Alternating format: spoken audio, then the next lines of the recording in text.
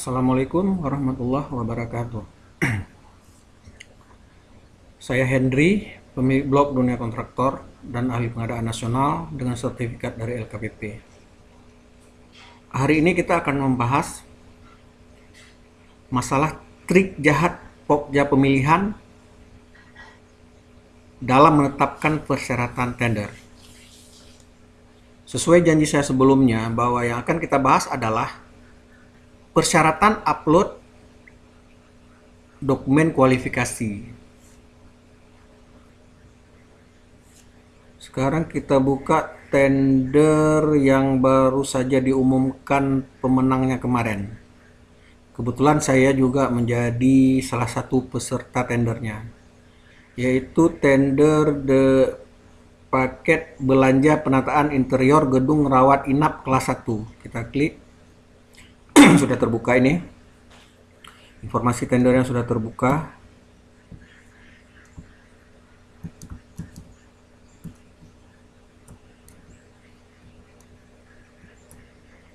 Ini dia pemenangnya. Pemenangnya CV Mitra Perdana. Kita lihat. Kita buka detailnya, detail tendernya, detail informasi tendernya. Ya, belanja penataan interior gedung rawat inap kelas 1. Metode pengadaannya tender pasca kualifikasi 1 file. Jenis pekerjaannya ini dia jenis pengadaannya pekerjaan konstruksi. Jadi trik jahat Pokja di sini yaitu terkait dengan persyaratan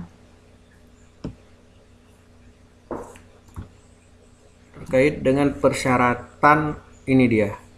Persyaratan kualifikasi lain. Ini dia persyaratannya. Khusus IUJK, SBU dan akte pendirian perusahaan harus di-scan, di-upload pada isian kualifikasi lainnya. Kenapa saya bilang ini trik jahat? Karena ketentuan ini tidak ada dalam dokumen pemilihan. Ini tambahan Pokja. Jadi kalau ada seperti ini harusnya juga dimasukkan dalam dokumen. Karena apa? Dokumen pemilihan merupakan rujukan untuk penyedia dalam menyiapkan penawaran. Jadi dalam menyiapkan penawaran, penyedia tidak perlu melihat yang lain, dia cukup dokumen pemilihan saja, karena semua persyaratan itu harus diatur dalam dokumen pemilihan. Ini kita baca ya, bab 1 ketentuan umum dokumen pemilihan yang dibuat oleh Pokja pemilihan paket pekerjaan interior ini.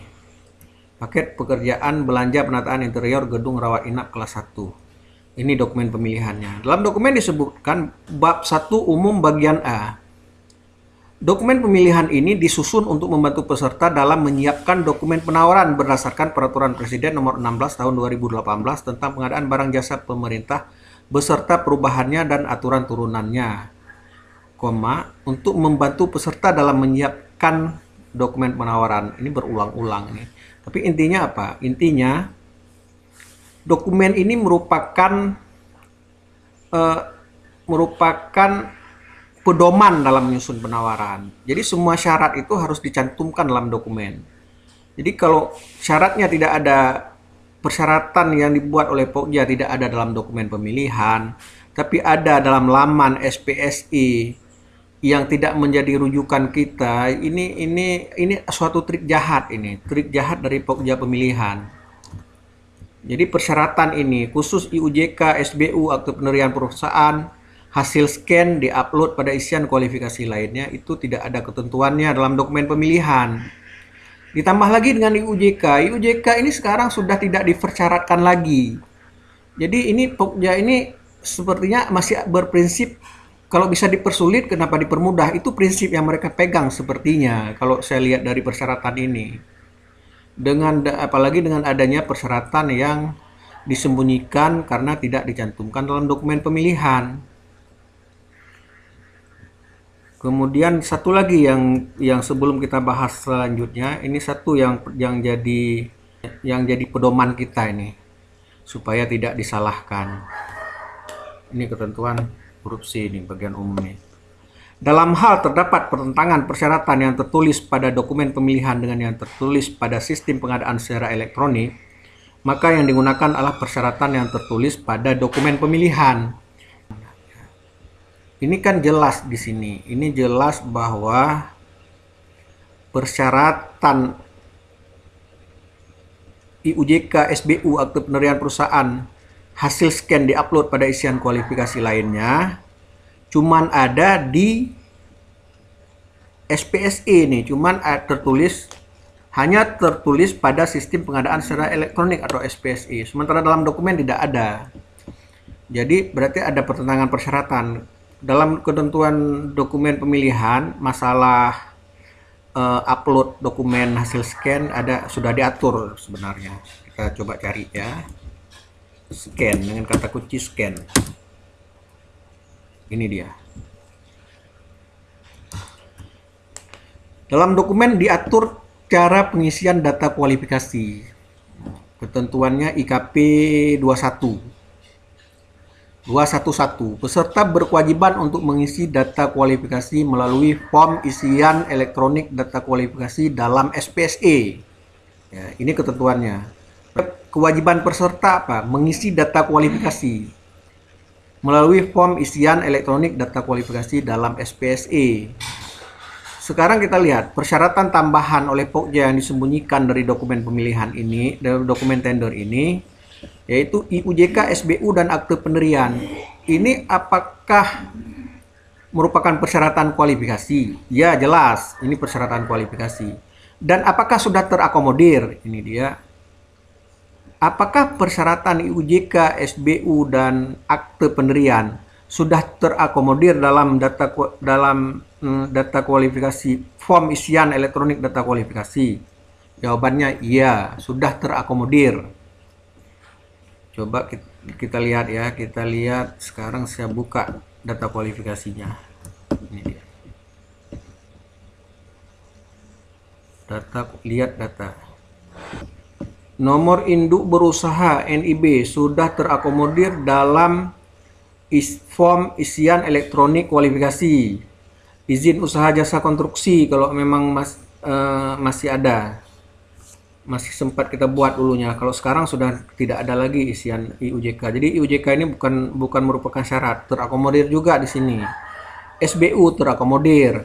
Jadi kalau sudah terakomodir pada form isian elektronik data kualifikasi, maka itu tidak perlu diunggah lagi pada fasilitas pengunggahan lainnya yang tersedia pada SPSE. Itu ketentuan dokumen tendernya. Jadi dalam hal ini ada pertentangan antara persyaratan yang dibuat oleh Pokja pemilihan dalam SPSE, yaitu IUJK, SBU, akte penerian hasil scan diupload pada isian kualifikasi, ini bertentangan dengan ketentuan yang diatur dalam dokumen pemilihan. Ya, karena IUJK tadi, SBU tadi, dan akta tadi itu sudah terakomodir. Jadi karena adanya pertentangan, maka yang mengikat adalah dokumen pemilihan. Jadi dengan tidak mengikatnya suatu persyaratan, maka persyaratan ini tidak boleh menggugurkan peserta tender. Kemudian kita lihat faktanya sekarang. Coba kita lihat faktanya sekarang ya. Ini dia hasil evaluasi.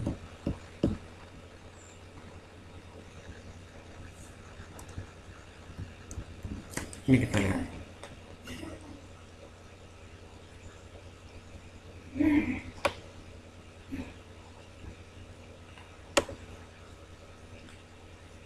Khusus IUJK, SBU, dan akta penerian perusahaan tidak ada hasil scan diupload pada isian kualifikasi lainnya seperti yang disyaratkan pada SPSE.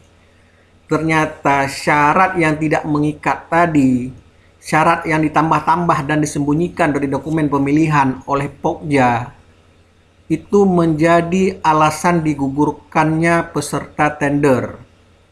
Ya, inilah trik jahatnya Pokja. Ini trik jahat. Jadi saya selaku peserta tender ini ya jelas-jelas tidak bisa menerima trik-trik seperti ini. Jadi sekarang akan saya siapkan pertama sanggahan, kedua pengaduan, sanggahan ditujukan kepada Pokja pemilihan, kemudian pengaduan saya tujukan kepada atasannya yaitu kepala ULP, dan hasilnya langsung saya gugat nanti. Saya gugat secara perdata ke pengadilan negeri. Jadi Pokja, pesan saya Pokja siap-siap kalau persyaratannya trik-trik menggunakan trik-trik seperti ini, siap-siap Anda akan digugat oleh peserta tender. Ya demikian pembahasan saya kali ini terkait dengan trik jahat Pokja pemilihan. Terima kasih. Assalamualaikum warahmatullahi wabarakatuh.